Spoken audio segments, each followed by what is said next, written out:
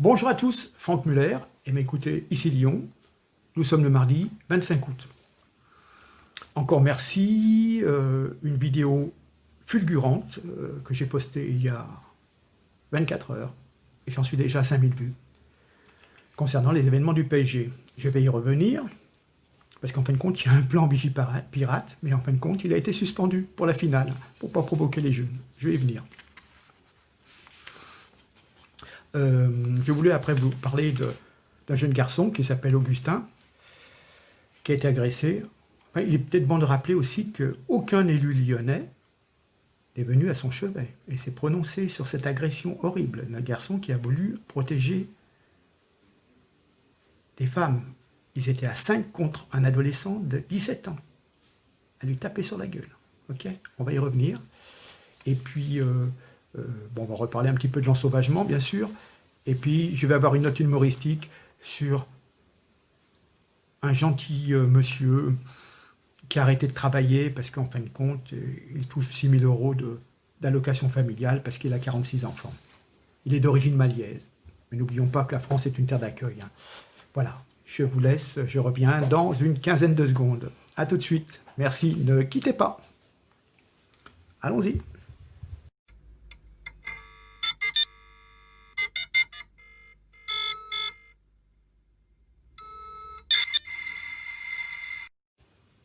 Bien, me revoilà. Donc je reviens sur ce match de foot. Effectivement, c'était un match sous tension, donc qui a entraîné une très forte mobilisation des forces de l'ordre. Enfin, forte mobilisation, pas par tous, car d'après des informations qui fuitent, ordre a été donné aux militaires patrouillant dans le cadre de l'opération Vigipirate de cesser toute mission à partir de 22 heures dans le but de ne pas provoquer de confrontation. Un ordre qui fait écho aux scènes de chaos dans la nuit qui ont occasionné évidemment plusieurs pillages, plusieurs blessés dans les rangs des forces de l'ordre qui ont procédé à 148 interpellations. Comment dire, cette décision de retirer les militaires de nos rues sonne pour certains comme un aveu d'impuissance face au débordement de jeunes délinquants. On préfère leur laisser le champ libre plutôt que de risquer un affrontement, voire un embrasement général. Hein. Donc j'espère que vous avez bien écouté, enfin, sur cette vidéo, la vidéo précédente, là, qui a fait 5000 vues en 24 heures, vous avez bien écouté au début, j'avais mis un extrait des événements, des incivilités, hein, des destructions de véhicules, et sur ce vandalisme des pseudo-supporters parisiens, avez-vous bien entendu, français, on tank, voilà, hein, d'accord. Vous avez bien compris le message, hein, de paix et d'amour de tous ces Suédois nourris aux allocations familiales et au RSA. On m'a écrit de Marseille en commentaire sur cette vidéo, à la fin du match, la ville s'est transformée en immense chaos. Poubelles incendiées, voitures fracassées, abribus explosés. Il chantait « Parisiens crèvent, Français, on va vous fumer ». En conclusion, la police n'intervient pas. Enfin, surtout quand elle intervient, c'est pour tirer au LBD sur des gilets jaunes, mais s'abstient de maintenir la sécurité, de protéger le bien et les personnes. Hein. L'État ne tient pas ses engagements et n'assure plus ses responsabilités. C'est tout. Soyez de gauche, de droite, voilà, c'est pas du parti pris, c'est pas un parti partisan, c'est une constatation. Hein. Il faut réagir, se battre, résister et bien voter. Notre pays sombre dans la sauvagerie, l'anarchie. Il ne tient qu'à nous de défendre l'avenir de nos enfants, de nos petits-enfants. Il faut faire le ménage, malheureusement. Hein. Vous voyez bien, vous constatez par vous-même, le gouvernement ne fait pas son travail de garantir l'ordre public. La police est là pour maintenir Macron au pouvoir, pas pour assurer la sécurité des citoyens. Il y a une dégradation de la paix civile et l'impunité des agresseurs. Quand vous arrêtez des gens qui ont déjà 50 condamnations, c'est pas possible, je veux dire. Attendez. La coupe est pleine, le vase de la sécurité est plein, il déborde. Les agresseurs sont tellement en impunité qu'ils se filment et partagent sur les réseaux sociaux leur casse, leur dégradation, franchement. Le terme racaille n'est pas un terme ethnique. mais qualifie un comportement, simplement. L'enjeu, c'est le maintien de la paix civile. Il faut arrêter les coupables, les juger et les mettre en prison pour stopper cette récidive infernale. Où plus vous avez d'interpellations, plus vous êtes gradé dans les gangs de banlieue. Hein. On se vante d'avoir été mis en prison. Il n'y a plus d'infamie, bien sûr, au contraire. La loi doit s'appliquer à tout le monde, sans distinction de race, de couleur, ni de religion. Refuser de punir quelqu'un d'origine étrangère, au fait justement de ses origines, ou bien à cause du fait qu'il ne connaît pas nos codes, nos us et coutumes. C'est cela le racisme, c'est de faire une distinction entre les personnes et de privilégier des personnes de couleur. Si moi je fais deux ou trois infractions, je serai en prison, et puis certains en ont fait 50, ils sont toujours dehors. Eh ouais. Égalité devant la loi, pour les riches et les pauvres. Là, par contre, je veux bien reconnaître que pour les riches, il y a du boulot. Hein. Il n'y a qu'à voir M. Balkany. D'accord? Bien sûr. Mais ce n'est pas une raison pour aller détruire la voiture de son voisin. La loi, c'est la base d'une société. C'est les règles du vivre ensemble. Une espèce de règlement, comme un règlement de copropriété. C'est un contrat social. J'existe. Je vis dans une communauté, dans un pays. Je respecte les lois de ce pays. L'État doit garantir à la population la possibilité de vivre, de travailler sans être volé, agressé, tué.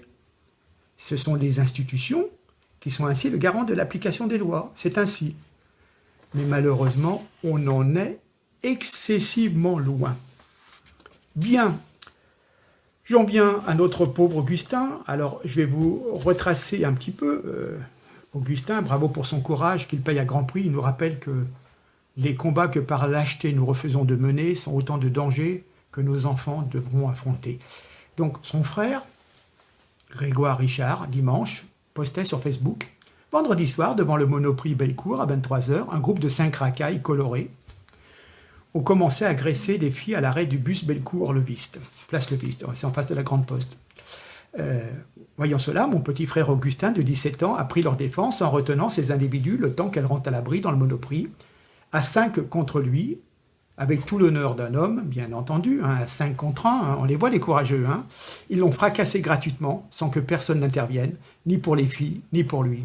Bilan de l'intervention de sauvetage contre ces 5 citoyens modèles détestant notre pays, Augustin a plusieurs dents cassées, une fracture de la mâchoire et doit se faire opérer des cervicales. Le tout certainement en loupant sa première rentrée d'études supérieures en septembre.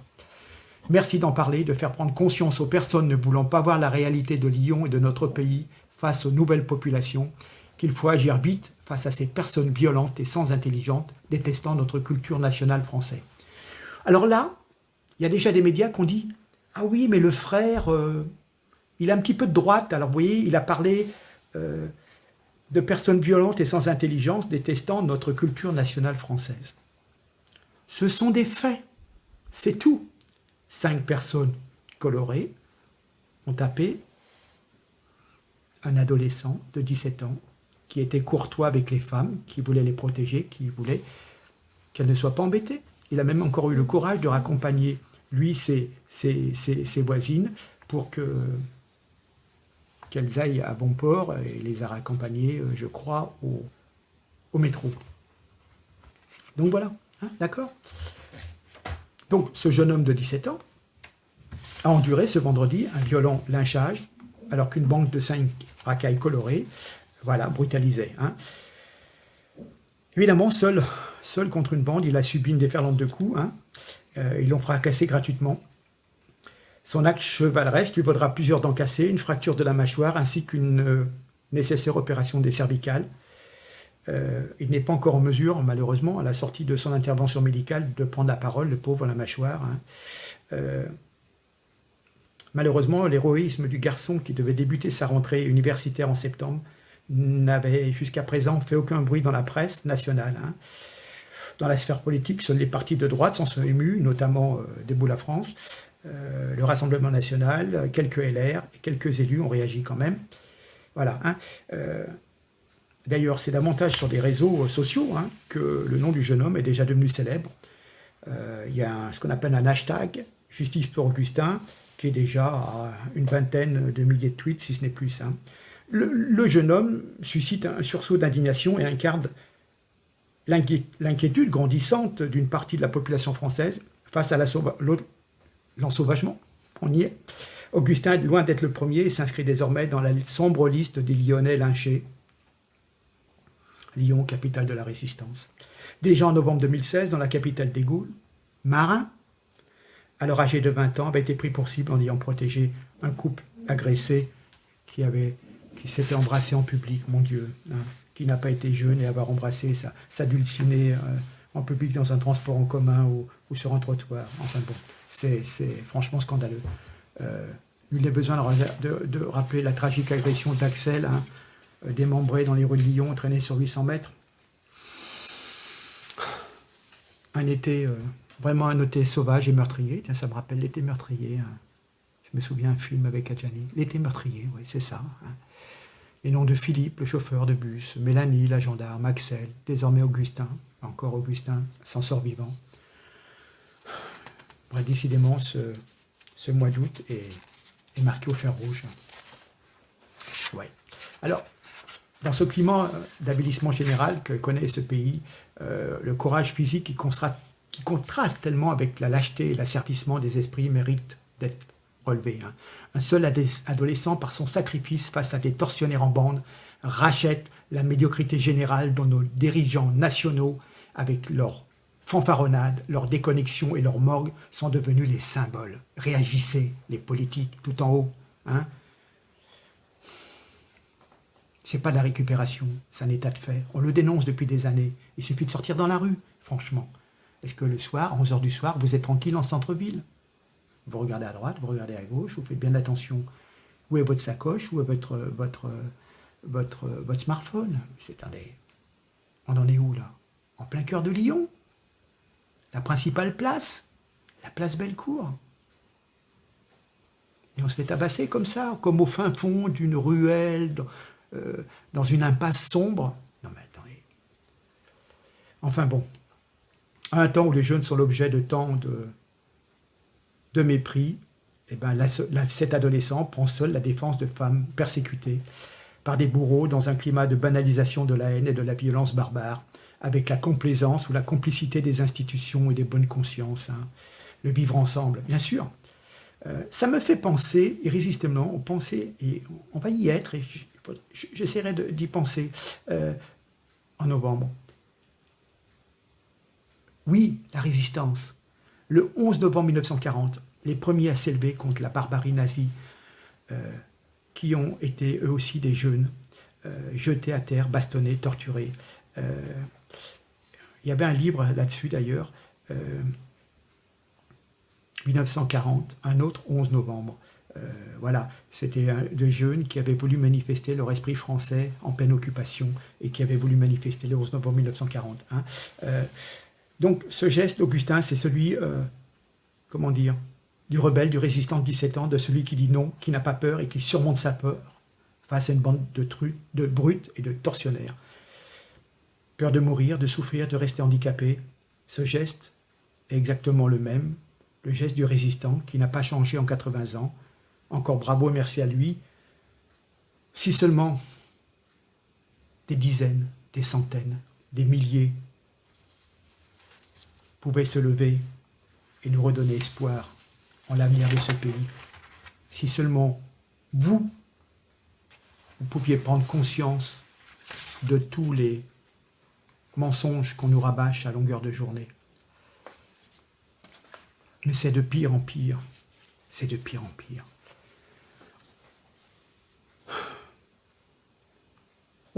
Déjà, regardez, on a nié le racisme anti-blanc, comme si les Africains étaient les seuls à ne jamais éprouver ce sentiment instinctif universel. On peut toujours avoir une haine, une peur, une méfiance de l'étranger. Même les Africains entre eux, entre ethnies, ont une haine, un racisme interafricain. Bon. Une étape est franchie avec le droit au racisme accordé aux étrangers.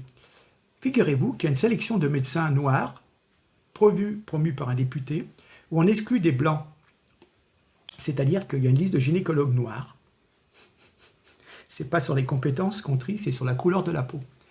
Et donc, si vous êtes africaine et que vous voulez vous faire examiner, vous ne voulez pas d'un médecin blanc, eh ben, vous avez à votre disposition une liste de médecins noirs. Voilà. Hein. Ça me fait penser également aux gens du Maghreb qui ne veulent pas que leurs femmes soient examinées par un docteur, par un médecin homme, et qui veulent absolument, même aux urgences, avoir une femme comme médecin. Hein. Vous pensez bien qu'un médecin aux urgences qui voit 30, 40 personnes qui arrivent, à un moment, excusez-moi, hein, mais des femmes déshabillées, s'il en voit 30, 40 par jour, vous croyez qu'il va faire attention à la vôtre, hein. Excusez-moi, hein, mais des fesses, il en voit longueur de journée, hein, alors faites pas la chochotte quand même. Enfin, bon. Vous préférez que votre femme, elle meure dans la campagne plutôt que d'être content d'avoir accès à un service d'urgence. Mais enfin bon, c'est comme ça. Alors on a eu un nouveau truc aussi, c'est Sciences Po. Oui, une liste de lecture. Alors, fidèle aux préoccupations de l'année, on retrouve dans les œuvres relatives à la race, bien sûr, toujours hein, George Floyd, Adama Traoré, alors c'est toujours des livres à Sciences Po, hein. Enfin, c'est plus Sciences Po, c'est Sciences pitoyables, hein. Une liste de livres célèbres, l'action, la diversité, la jeunesse, hein, l'esprit critique, hein. On est toujours, en fin de compte, dans des lectures qui sont sur la déconstruction du privilège blanc, hein, au détriment même des personnes de peau blanche. Hein. Par exemple, on vous demande, en tant qu'étudiant, de lire « How to be an antiracist », comment être antiraciste en français. Hein. Moi, en white suprématie, que l'on peut te dire par moi et la suprématie blanche. Également, pourquoi est-ce que je ne parle plus de race à des blancs? Ou encore, white fragilité, la fragilité blanche. Donc, vous apercevez que dans les listes de lecture de Sciences Po, franchement, c'est un parti pris particulièrement catégorique pour une école quand même d'une telle envergure. Alors, après fragilité blanche, pourquoi pas ne pas dire avarice juive, fainéantise noire, fanatisme arabe, c'est du même niveau. Ah non, mais c'est raciste. Par contre, dire fragilité blanche, ça c'est pas raciste. Et c'est Sciences Po. Voilà. Il faut prendre garde, il s'agit d'une évolution détestable, mais malheureusement profonde de notre société. Aucun président digne de ce nom ne devrait tolérer de telles dérives qui marquent un pas vers la fragmentation en groupuscules haineux. Aucun républicain de droite, de l'extrême droite à l'extrême gauche ne peut concevoir ce chaos dans une France une et indivisible, pays des droits de l'homme. Non, je ne suis pas excessif, je pense que nous sommes sur la voie d'une libanisation de notre pays. D'ailleurs, Macron est allé au Liban, c'est peut-être pour savoir comment ça se passait là-bas, hein. La douce France est devenue un pays où la haine, le rejet, la dictature des minorités, l'incivisme se développent jour après jour. Les Allemands nous disaient un dicton, un proverbe, « Heureux comme Dieu en France », disaient les Allemands. Eh bien, écoutez, on en est loin. Je vais terminer par quelque chose pour vous faire sourire. Vous allez vous dire, incroyable. Savez-vous, on disait, les Français sont les meilleurs amants du monde. Ah ben non, c'est les Italiens, etc. Non. Nous, on a quelqu'un chez nous, un homme, 4 femmes, 46 enfants. Eh oui. Alors vous vous souvenez certainement d'Elias Abjad, un boucher musulman qui se fit connaître grâce à sa prédilection pour la viande féminine. Il avait 4 femmes voilées, comme il se doit, qui lui donnèrent 16 enfants. On lui chercha des noises à cet honnête citoyen en l'accusant de polygamie. Mais on en fut pour nos frais, car ce brave Elias n'avait épousé aucune de ses compagnes. Donc l'accusation fit donc long feu et il a pu continuer à percevoir tranquillement les allocations. Mais les performances d'Elias ne sont rien à côté de celles d'Adama. Cet intéressant malien réside à Bobigny. Il a 4 femmes qu'il a fait venir du pays. Comment, avec quel papier? Mystère. Ces 4 femmes lui ont donné 46 enfants. Plus de 10 enfants en moyenne par femme. Elle ne chômait pas, hein. Lui non plus d'ailleurs. Hein. Putain, ça y allait. Hein. Il avait du cœur à l'ouvrage. Hein. Voilà, donc nous en profitons pour mettre fin à une légende usurpatrice selon laquelle les Français sont les meilleurs amants du monde. Non, les meilleurs amants du monde, ce sont les Maliens. Adama aime ses enfants, la preuve. Hein. Selon le journal du dimanche qu'il a interviewé, il peut réciter sans difficulté tous les prénoms de ses enfants. Hein. Il les a fait bien sûr par amour, hein, car une famille nombreuse réchauffe le cœur d'un père. Et puis, Avoir des enfants, c'est un don de Dieu, hein, donc... Une autre hypothèse peut être envisagée. Adama a confié au journal du dimanche que pendant longtemps il était agent d'entretien. Il a abandonné ce métier dur et ingrat quand il a su que les allocations suffiraient à pourvoir à ses besoins. À partir de 40 enfants, les allocs se montent à plus de 6 400 € par mois. Comme Elias, il ne peut pas être accusé de polygamie. Il n'a pas épousé les 4 femmes qu'on serait tenté de qualifier de mères porteuses, de lapines.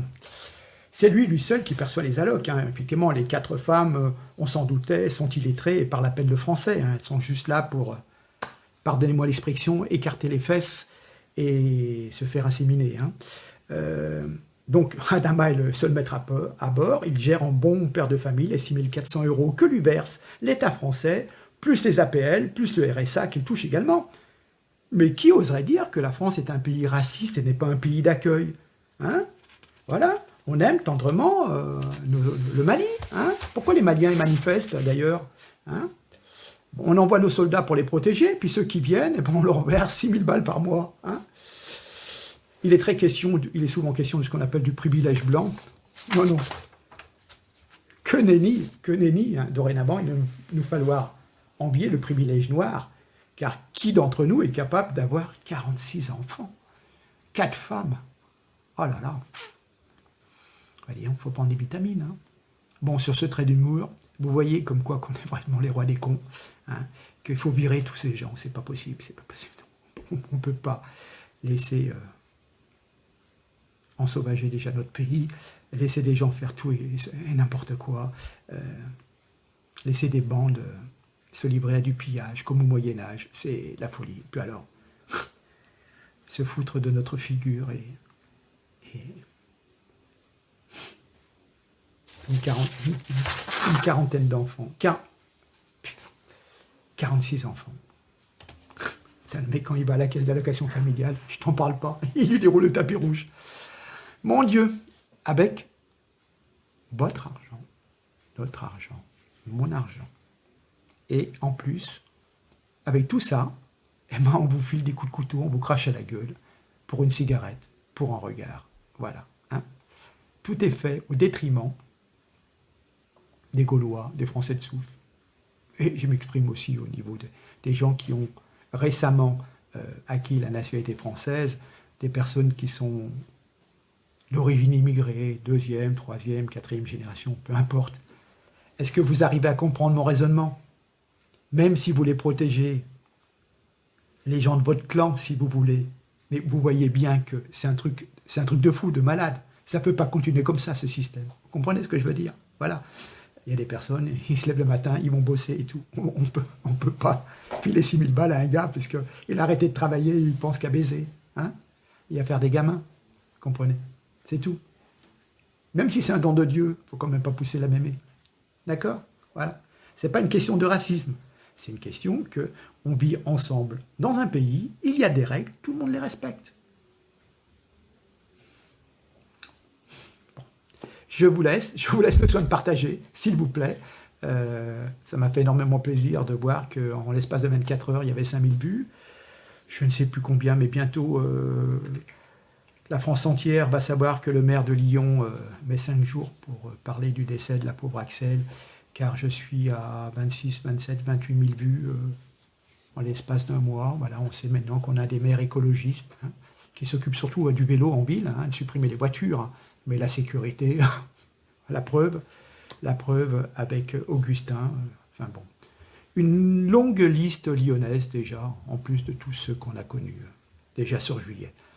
Voilà, eh bien écoutez, je compte sur vous. J'espère que vous avez apporté quelques éléments. Et puis à très bientôt, puisque l'actualité est dense et on va revenir sur les vaccins, on va revenir sur plein de choses. Plein des trucs de fou, vous allez voir. Ce qu'on fait avec votre argent. Enfin bon. Allez, je vous laisse. Nous sommes mardi soir, oui. Il faut que je m'en aille de nouveau, que je reprenne la route. Voilà. Merci beaucoup, à très bientôt. J'attends vos commentaires et vos partages. Merci. Au revoir.